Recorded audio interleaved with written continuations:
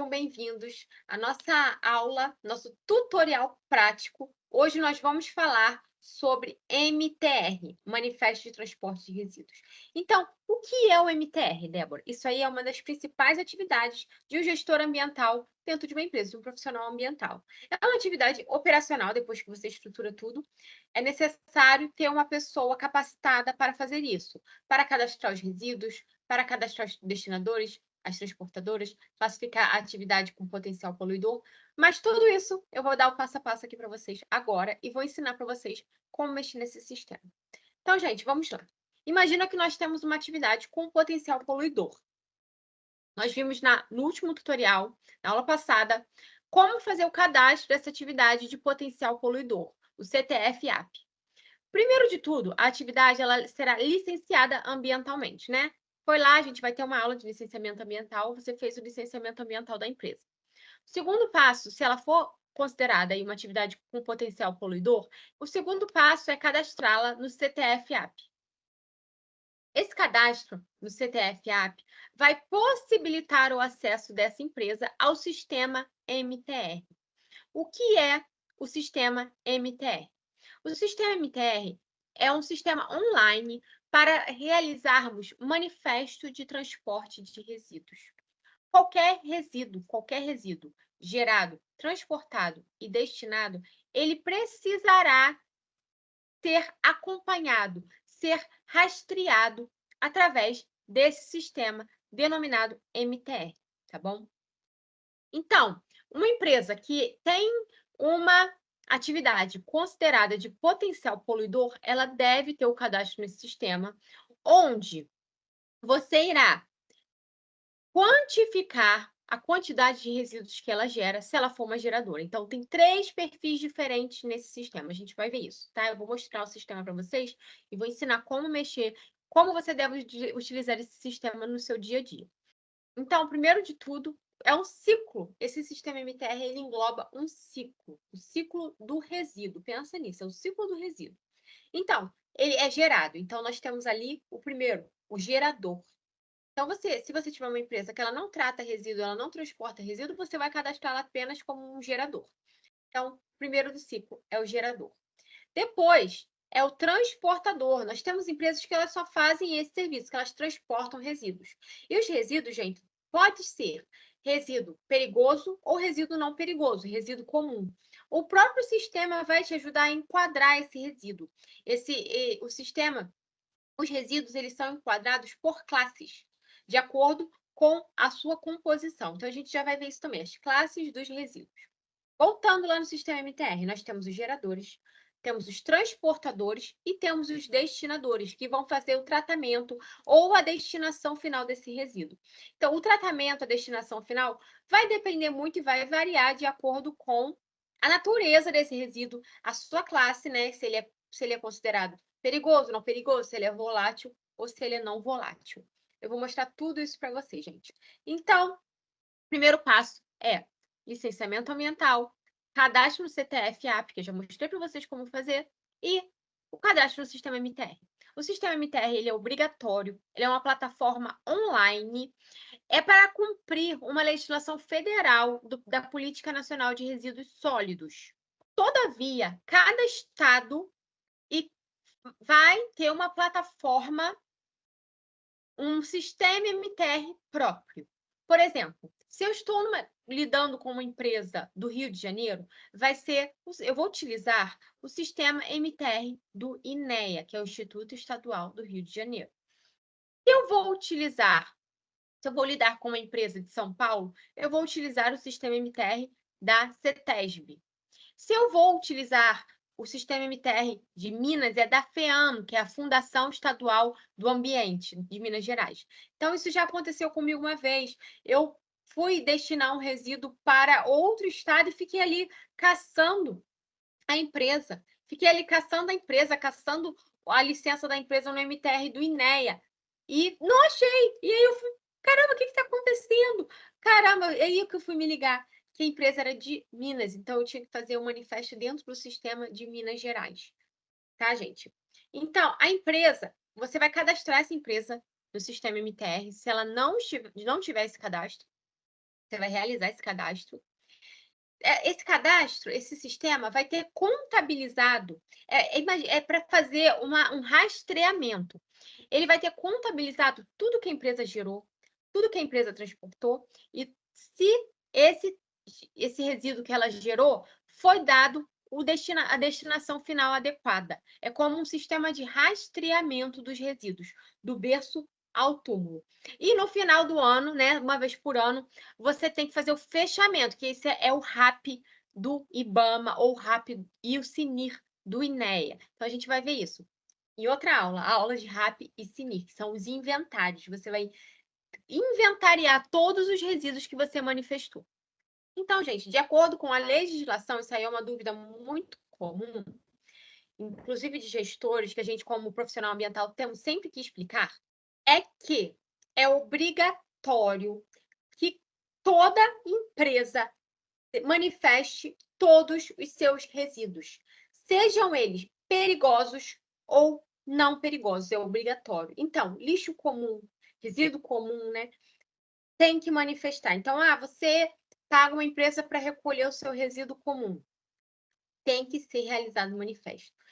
Manifesto de geração, manifesto de transporte e manifesto de destinação final. Mas é um pouco confuso. Calma. Você vai entender tudo, que eu vou mostrar para vocês o passo a passo e a gente vai conversando, tá bom? Então, eu vou compartilhar minha tela com vocês e vamos começar o nosso tutorial.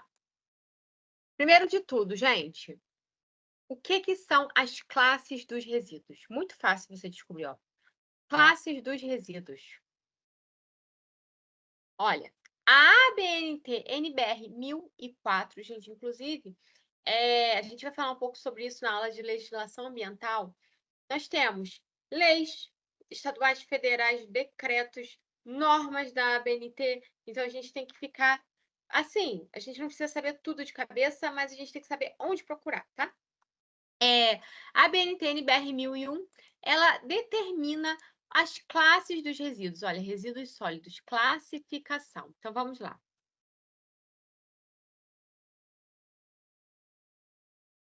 Aqui ela fala tudo, ó.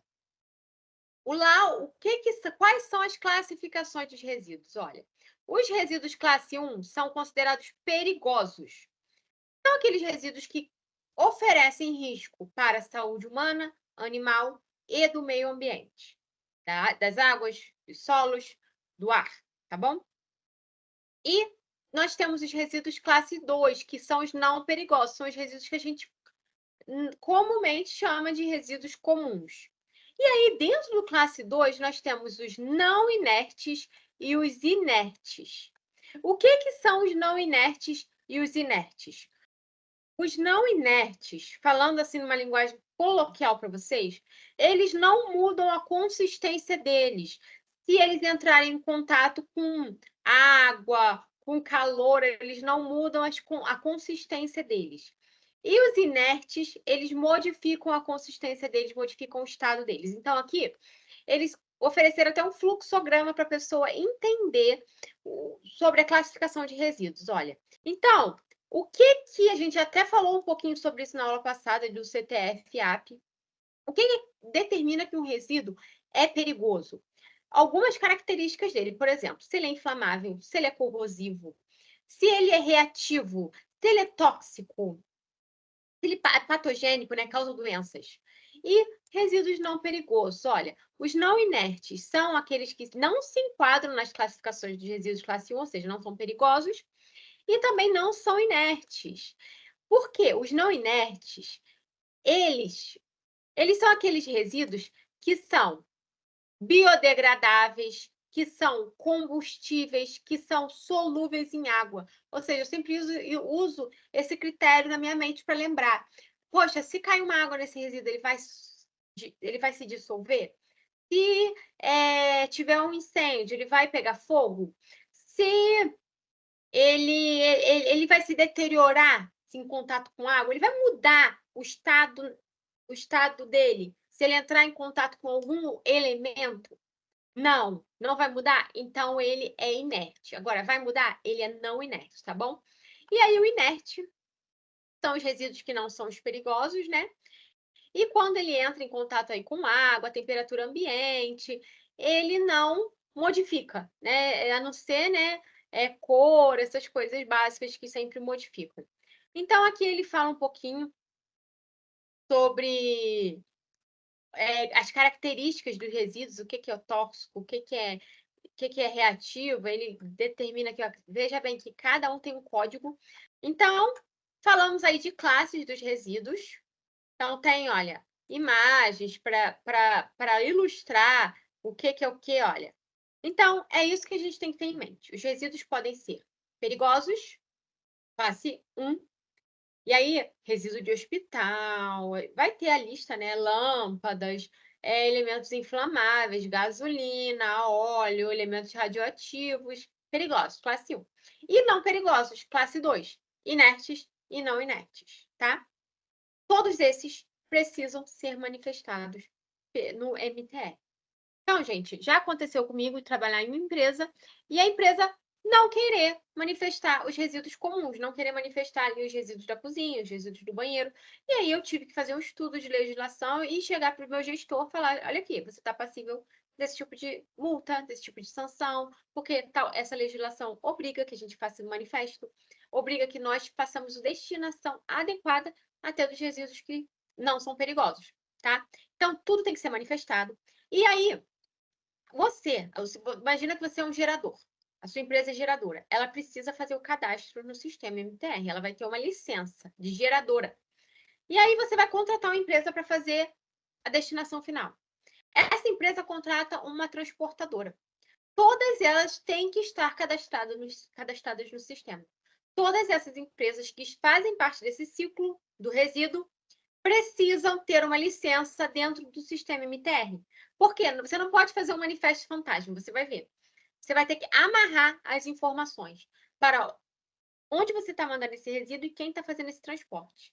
E no final, a empresa que ficou responsável pela destinação final do seu resíduo, ela vai ter que anexar um certificado de destinação final, CDF, para ser ali o atestado de óbito do seu resíduo. Então, imagina, você é o gerador, você vai dar atestado de nascimento, a certidão de nascimento do resíduo. Você vai mandar ele ali para um transporte, tem que ter manifesto. E quem ficou responsável pela destinação final vai ter que falar o que fez com o resíduo e dar o atestado de óbito. Pronto, seu resíduo acabou. E no final do período, nós temos que fazer esse inventário, tudo que você gerou, quantidade e o destino que esse resíduo que você gerou teve. Nós estamos aí caminhando para uma legislação sobre logística reversa. Não sei se vocês acompanham, é uma legislação que vem desde 2010, sendo incrementada. Antes, somente empresas consideradas que fabricavam algo de grande poluição, como, por exemplo, lâmpadas, elementos radioativos, pilhas, baterias, bateria de carro, por exemplo, eram obrigadas a fazer logística reversa. O que é logística reversa? Eu coloquei no mercado, eu tenho que retirar do mercado e dar o tratamento adequado. Atualmente, empresas de embalagem, empresas que não fabricam nada perigoso, assim, nenhum resíduo considerado perigoso, nenhum produto considerado perigoso, também são obrigadas a, atualmente, resgatarem 22% de sua produção, de suas vendas, né, do que coloca no mercado. Então, essa rastreabilidade que o sistema MTR proporciona para os órgãos ambientais também será um instrumento para avaliação de logística reversa. Não sei se vocês já tiveram a oportunidade de trocar a bateria de um carro e eles sempre dão, por exemplo, um desconto. A bateria nova é R$ 400, mas se você der a velha, você paga só 300. Isso aí não é uma benfeitoria, é porque a empresa que vendeu a bateria, que fabricou a bateria, ela é obrigada por lei a fazer essa logística reversa das baterias, porque é um material extremamente danoso à saúde ambiental e humana. Então, eu vou compartilhar a tela novamente e agora a gente vai ver de fato o que é o sistema MTR.